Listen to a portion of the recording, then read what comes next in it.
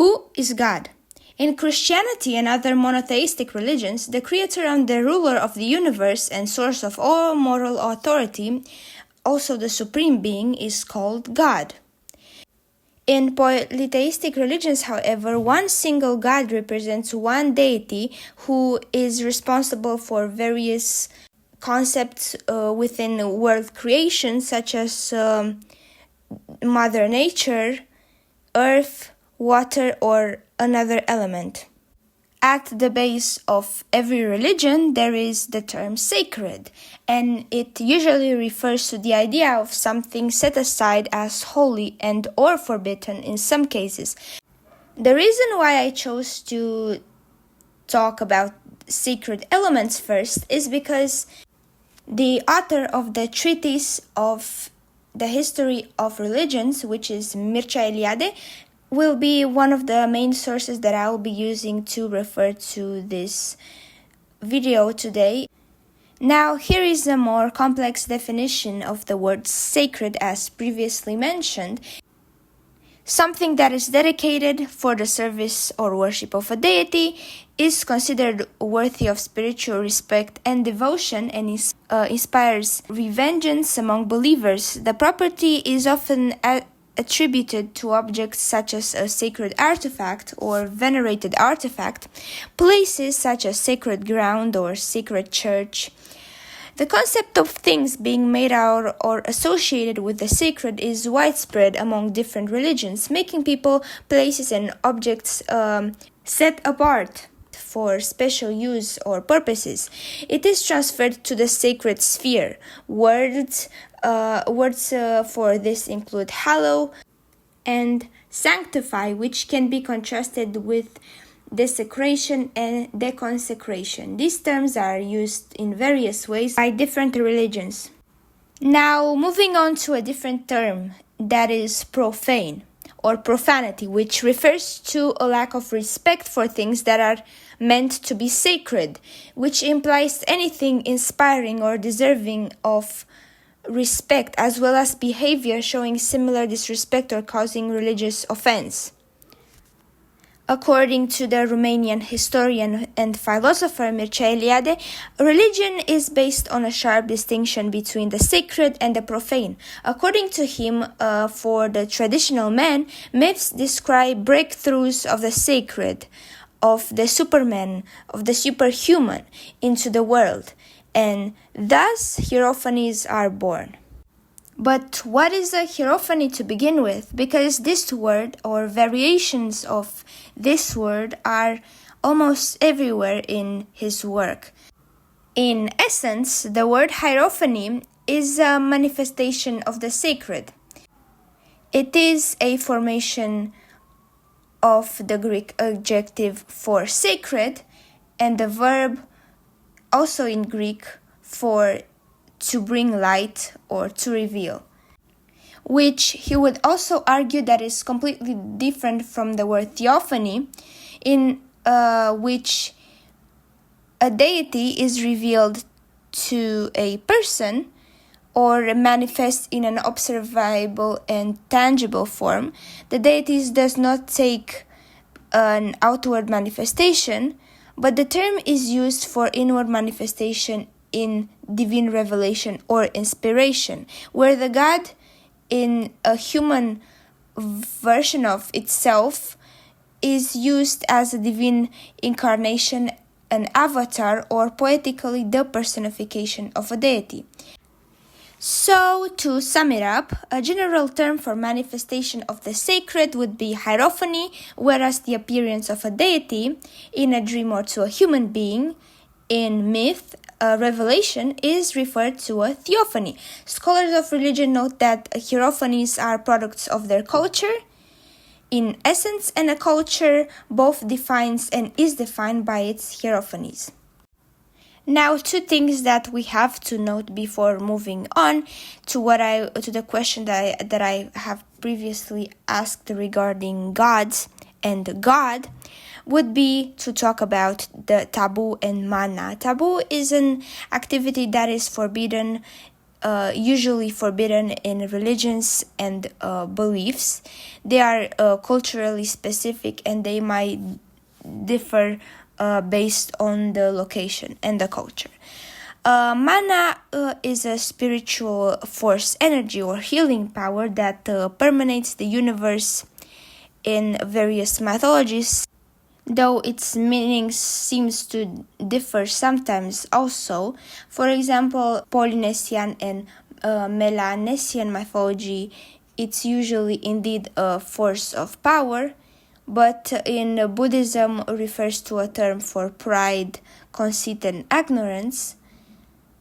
Sometimes is associated with the philosophical concept of nous, which is also present in Hermeticism, but it's also in the Abrahamic religion, which, according to the Bible, is an edible substance which God provided for the Israelites during their travels in the desert during the 40-year period following the Exodus and prior to the conquest of Canaan. It is also mentioned in the Quran 3 times.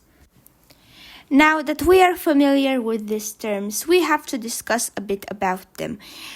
Those are common tropes that we see in different religions, in different religious systems, and they differ from one another. You can see that the taboos are indeed tropes that usually are associated with the bad and the immoral, and they define every religious system as everyone has different opinions on what is considered to be immoral, depending on the culture and the environment where they were raised in. Then there is also the common trope of God being a life form or a source of energy, and it is similar to the nous in Hermeticism, which quite literally means knowledge.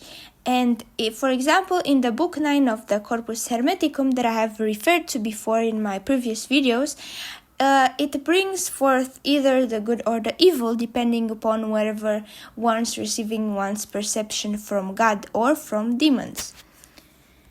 But when it comes to what sort of gods we are talking about, there is a huge difference because, again, there are more tropes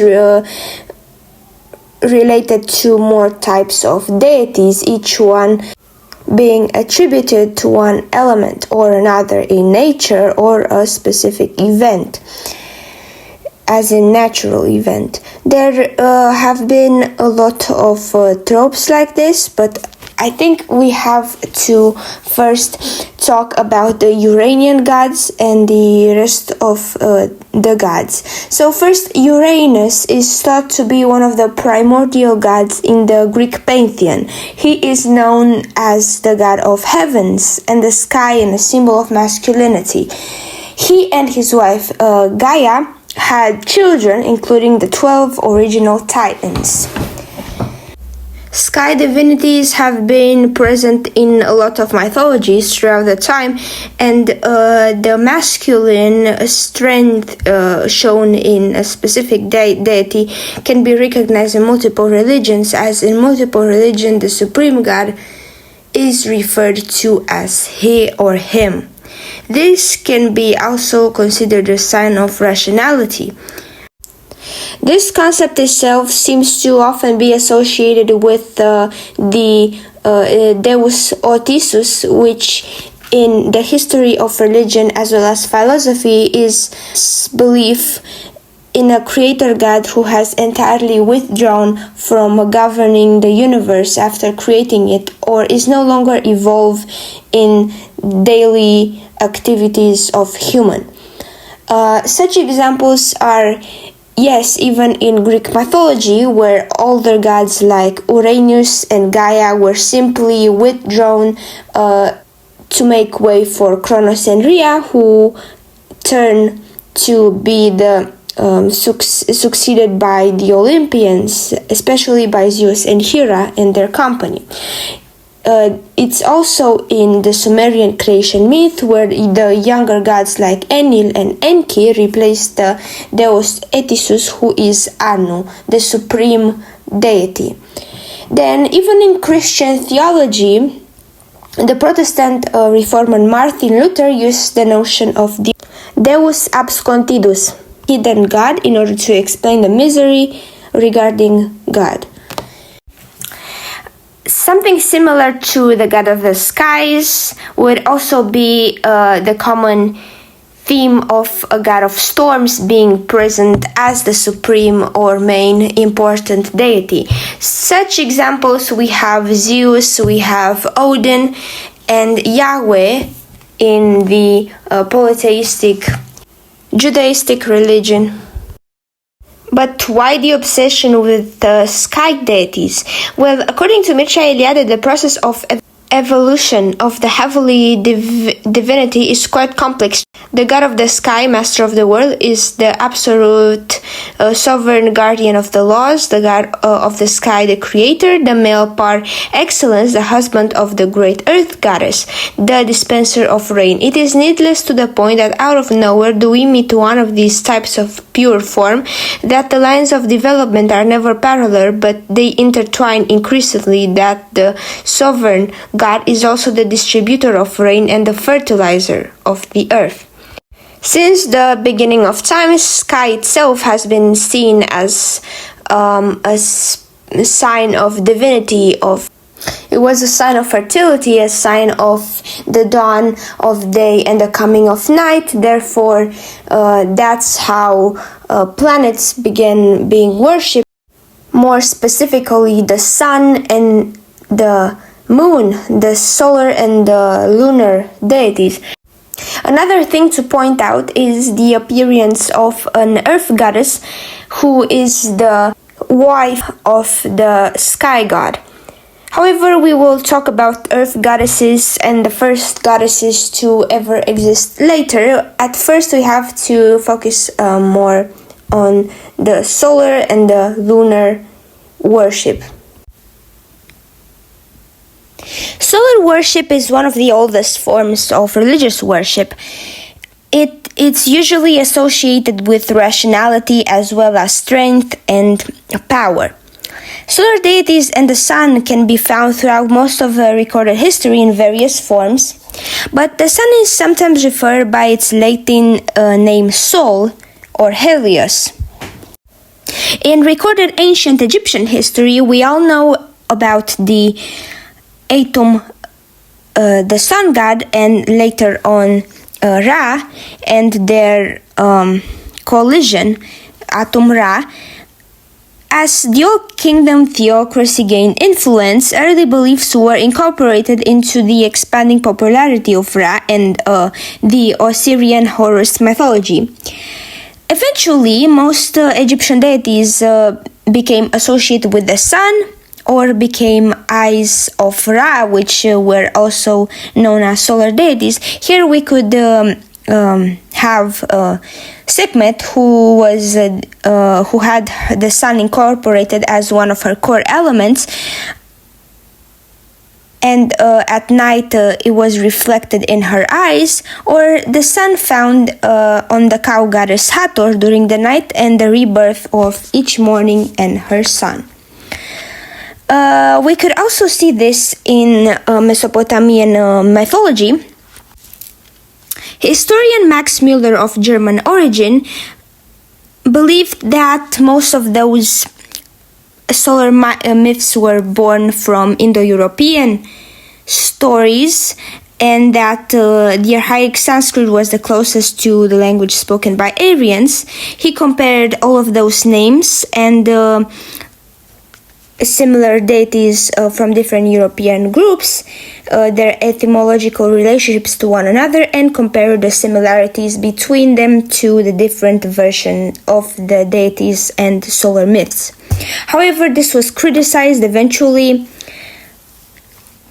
and another historian believed that this was a theory, and this theory's obsession had to do with the tribal gods and their heroes, such as Homer, and those were only reflections of the sun myth, by proving that the gods of certain clans were actual warriors who founded the clans a few centuries later. However, it is still up to debate. The sun was sometimes seen as a travel from of the sky in a boat. This was also seen in Egyptian mythology with Ra and his bark. This Neolithic concept of a solar barge or bark was a representation of the sun riding in a boat, later used by Ra and Horus. Several Egyptian kings were buried with ships that may have been intended to symbolize the solar bark, including the Khufu ship that was buried at the foot of the Great Pyramid of Giza. Though usually solar deities are affiliated with masculinity and are depicted as males, there are also versions of female solar deities. However, it is still up for debate, as it is believed that the main symbolism of solar worship was rationality, which was the opposite to lunar belief that was associated with sensuality, creativity, and freedom. As in the symbolism of the solar worship, we would most likely see circles, usually, or with a rays or without a rays, crosses and spirals. In religious iconography, personifications of the sun or solar attributes are often indicated by means of a halo or a radiate crown. Let's not forget the fact that solar and the sun was also associated with life, growth, and a renewal. In the Bible, solar worship and the house of the sun, present in the Canaanite society, is also mentioned. Coming in opposition to the solar worship would be the lunar worship or moon worship. Lunar worship is also heavily associated with femininity. It is in its nature a very feminine element. The lunar cycle are also a symbolism for the menstrual cycles, and it has a lot of linguistic roots in menstruation, as in moon. There are so many identifications, but they're not really universal, as demonstrated by the fact that not all moon deities are female. However, even in Egyptian mythology, the sun god Thoth, that is the god of sciences, of writings, is a male deity. However, it is known that even he has a rather feminine side. In a lot of myths, femininity is also shown by the tie and the union between a female's body, and snakes. But snakes are also associated with the rather sensual and creative nature of human being, which is also tied to lunar worship. Serpents represent creativity and transformation, healing, immortality, and patience, but generally, the waxing moon is a symbol of feminism and eternity and the passage of time. Later, in biblical writings, snakes have been associated with the evil and temptation. However, even that itself is inherently feminine, and it is attributed to the symbolism of fertility and sensuality. Therefore, understanding the spiritual symbolism between those two Going back to the previous subject of the moon itself is viewed and it's also associated with the rhythmic life, the cosmos, and it also governs all vital change. Clinical and its cynical process of disappearance and appearance of the moon is also the basis of widespread association with the land of the dead, the afterlife, and death itself, but also power of rebirth. It is rather strange, however, how in hunter-gatherer period, though the moon is regarded as male, and later on in agricultural tradition is a benevolent leader and a female ruler of a cynical vegetative process. Aside from snakes being also associated with the moon, we also know that the symbolism of waters and lunar deities being also affiliated with waters, and water being a symbol of the continuation of a cycle, doomsday, and the coming of an end and rebirth of a civilization. But also, why do water deities symbolize the flood and the end specifically? Well, water symbolizes washing away or the abolition of something. In Christianity, in Orthodox Christianity, for example, they baptize the young children for washing away their primordial sin. Water is one of the primordial elements, however, it is not always inherently evil. Water is also seen as an important element of unification and good fortune, but to add to this, hierophany also found in water myths are usually wells that are in fact a sign of good luck. Another few subjects that I want to talk about are mother goddesses. They are also a very common trope in mythology, but usually the earthly mother is a deity in various animistic or pantheistic religion. She is an archetype of the wife and the feminine counterpart of the sky father, who is also the Uranian god.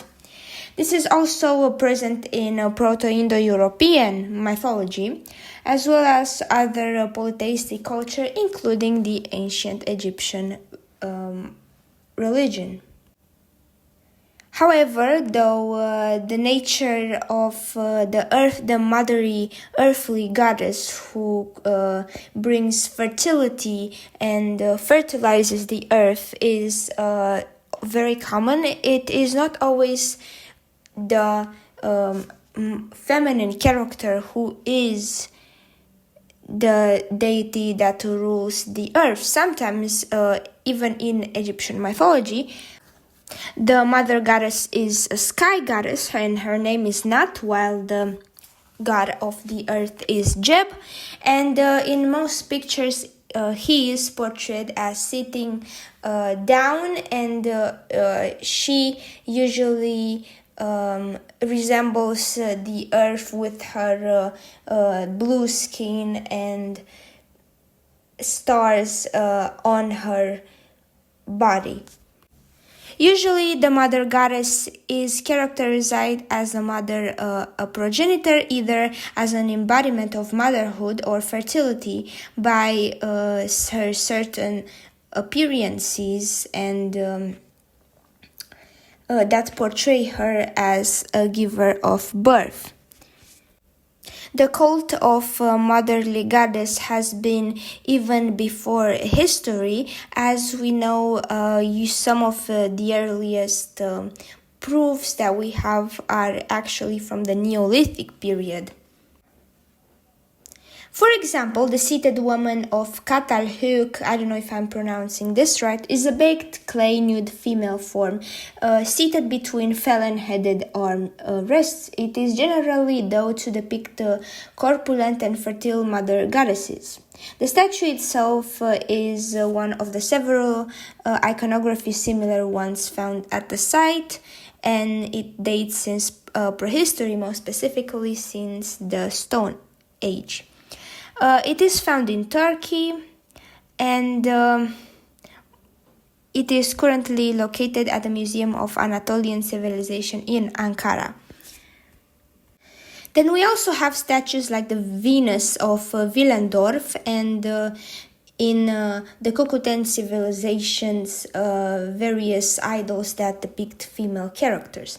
So then, why small female figures appear in the first time in the Upper Paleolithic period?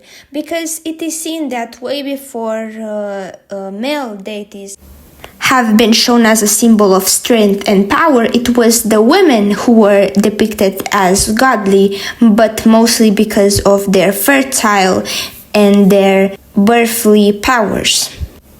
There is no strong connection yet to be found. However, we know that the direct curriculum connects these earlier Paleolithic figures to the similar ones in Neolithic and later periods, also with the Proto-Indo-European sources that we have of female earthly deities. This also appears in shamanism, which is a variable and highly stratified complex of practices and conceptions, and characteristics among these usually are associated with ecstasy, the belief in guardian spirits, and beliefs concerning metamorphoses and traveling to the beyond unknown metaphysical world. Pictures from the Upper Paleolithic period indicate the existence at the time of these ecstasis practices and beliefs of protective spirits which assume the form of birds and animals. But on the other hand, it is doubtful whenever shamanism existed in a fully developed form during that time. It is also the curse of prehistory that objects appear that may have well belonged to the paraphernalia of shamanism. Noise-making objects to drive away evil spirits are also often found in material remains of the Iron Age era and probably are connected as well with shamanism. Although shamanism may have been initiated somewhat earlier, it was now evident at least that some of its aspects correspond to rituals clearly of a significance that bears and became the basis of ceremonies that were widely diffused. The realm of hunting was primarily a masculine sphere. Nevertheless, it was also included in religious practices, as well as the feminine aspect. However, the symbols of female fertility and probably also female demonstrate their earlier presence.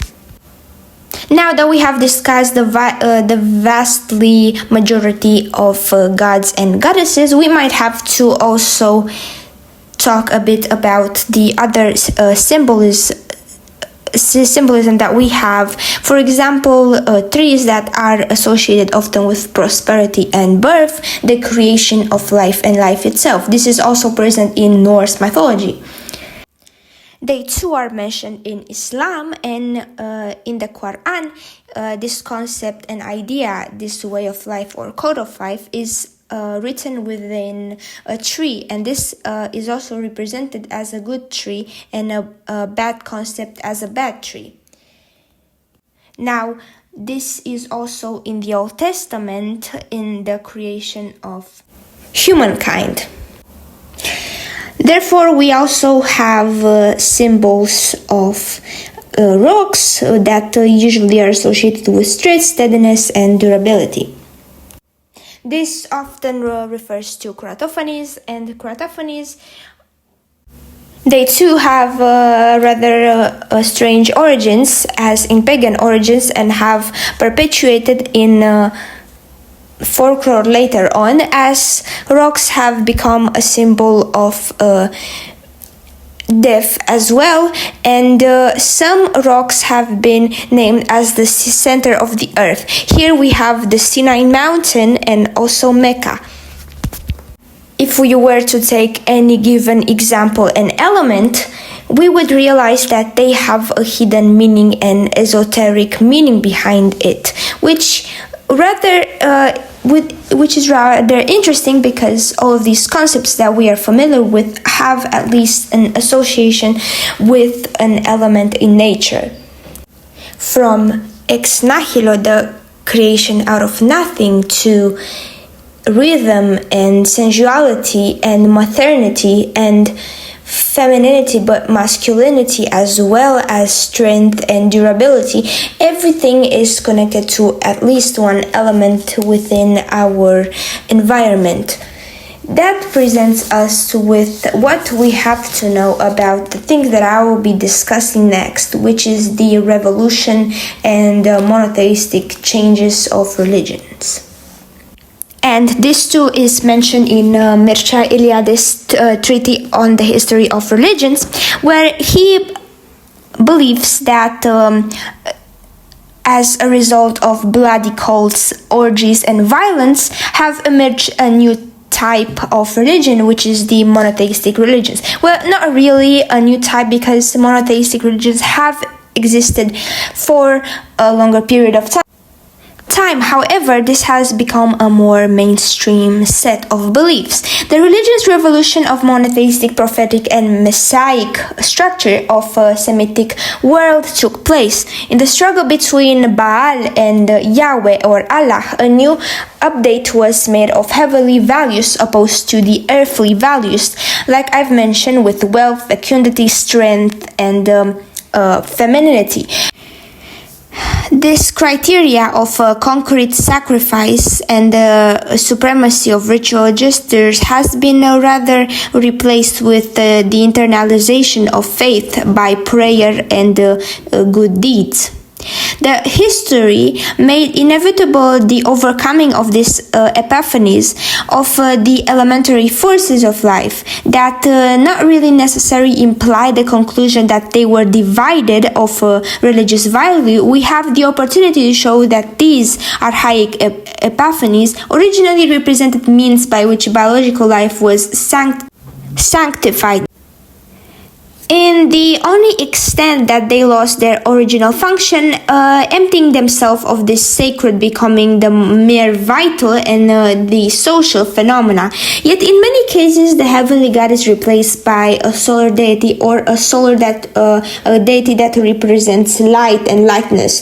The sun then becomes the distributor of fecundity on earth and protector of life.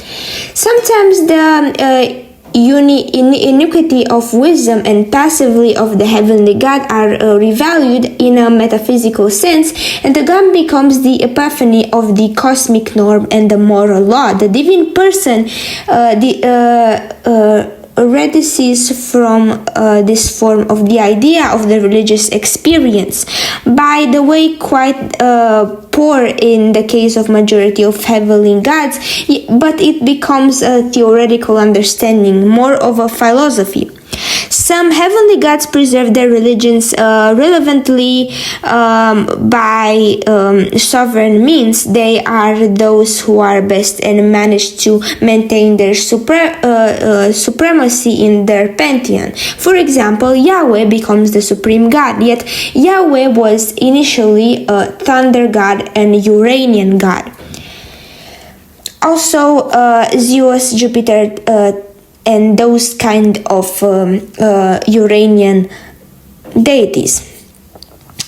There are those, but even if in the religious life that is no longer dominated by heavenly deities, the Uranian symbolism, myths, and ascension is quite still there.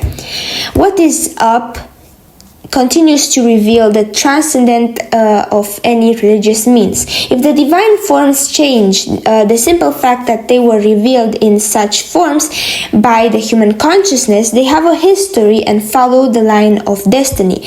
Therefore, destiny and fate becomes part of the sacred.